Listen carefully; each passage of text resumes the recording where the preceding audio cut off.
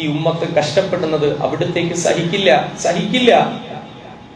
നമ്മൾ കണ്ടിൽ, നമുക്ക് വാർത്തകൾ കേട്ടും അടുത്തു, ഫലസ്തീന്റെ വാർത്തകൾ കേട്ടും അടുത്തു, നമുക്ക് ലബനാന്റെ വാർത്തകൾ കേട്ടും അടുത്തു, നമുക്കതൊന്നും ഒരു പ്രശ്നമല്ലാതെയായി.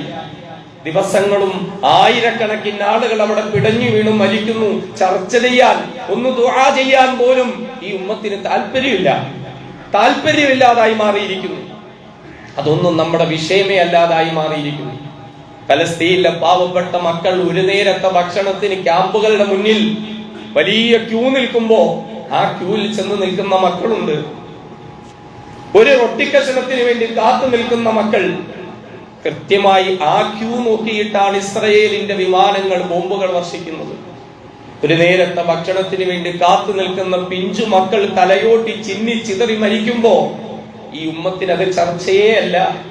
പക്ഷെ ഹബീബായ റസൂൽ ഉണ്ടായിരുന്നെങ്കിൽ, ആ പുണ്യ ഹബീബ് ഏറ്റവും കൂടുതൽ ഈ ഉമ്മത്തിനെ ഓർത്ത് അവിടുന്ന് വേദനിക്കുമായിരുന്നില്ലേ?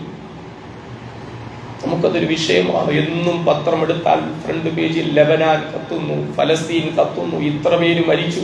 17 വയസ്സുള്ള ഒരു ബാലനെയാണ് ഇതേ റബീഉൽ അവ്വലിൽ ക്യാമ്പിന്റെ മുമ്പിൽ നിന്ന് അവനെ പിടിച്ചു നിർത്തി നെഞ്ചത്തേക്ക് വെടിവെച്ച് കൊന്നിട്ട് ബുൾഡോസർ പിടിച്ചു വരുത്തി അതുകൊണ്ട് അവന്റെ ശരീരം, കൈയും കാലും ഒക്കെ വെട്ടി ഞുറുക്കി മാറ്റി വികൃതമാക്കി. ആർക്കാണ് ഇവിടെ ചർച്ച? ആർക്കാണ് ഇവിടെ വേദന? ആർക്കാണ് ഇതൊക്കെയും ഒരു പ്രശ്നം? ഇന്നും ഇപ്പോഴും നമ്മുടെ ഇന്ത്യ രാജ്യത്ത്, നമ്മുടെ ഈ രാജ്യത്ത് എത്രയോ ഇടങ്ങളിൽ ബുൾഡോസർ രാജ് നടപ്പിലാക്കുന്നു. മുസ്ലിം ആയതിന്റെ പേരിൽ ഒരു മുന്നറിയിപ്പുമില്ലാതെ ബുൾഡോസറുമായി വന്ന് വീട് ഇടിച്ച് തകർത്ത് തരിപ്പണമാക്കി, സ്ഥാപനങ്ങൾ തരിപ്പണമാക്കി.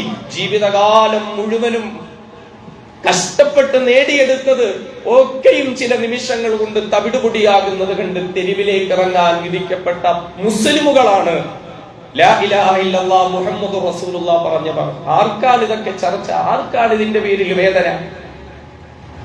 സത്യത്തിന്റെ ശബ്ദിച്ചതിന്റെ പേരിൽ നിരപരാധികൾ തടവറകളിൽ അടയ്ക്കപ്പെടുമ്പോ, രോഗം കൊണ്ട്, ശാരീരിക അസ്വസ്ഥതകൾ കൊണ്ട് കഷ്ടപ്പെടുന്നവർ, ബുദ്ധിമുട്ടുന്നവർ, ഈ ഉമ്മത്തിന് വേണ്ടി ശബ്ദിച്ച പണ്ഡിതന്മാർ ഉൾപ്പെടെ, ചെറുപ്പക്കാരുൾപ്പെടെ കരിനിയമങ്ങൾ ചാർത്തപ്പെട്ട്, നീതി നിഷേധിക്കപ്പെട്ട് കൽത്തുറങ്കിൽ അടയ്ക്കപ്പെടുമ്പോ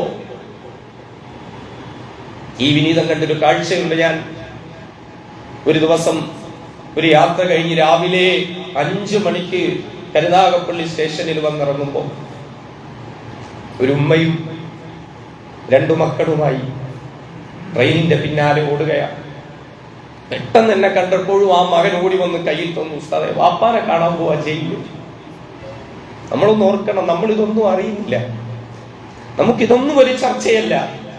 പക്ഷെ അള്ളാഹുവിന്റെ ഹബീബിന്റെ മനസ്സിനെ ഏറ്റവും വേദനിപ്പിച്ചത് ഈ ഉമ്മത്തിന്റെ വേദനകളാണ്. ഇത് നമ്മുടെ വേദനയായി മാറണം. നമ്മുടെ ദുആകൾ ഉണ്ടാകണം. അവരോട് ഐക്യദാർഢ്യപ്പെടാൻ നമുക്കൊണ്ട് സാധിക്കണം. അള്ളാഹുവിന്റെ പ്രിയപ്പെട്ട ഹബീബിനെ അക്ഷരാർത്ഥത്തിൽ ഇഷ്ടപ്പെട്ട് അവിടുത്തെ സുന്നത്തുകൾ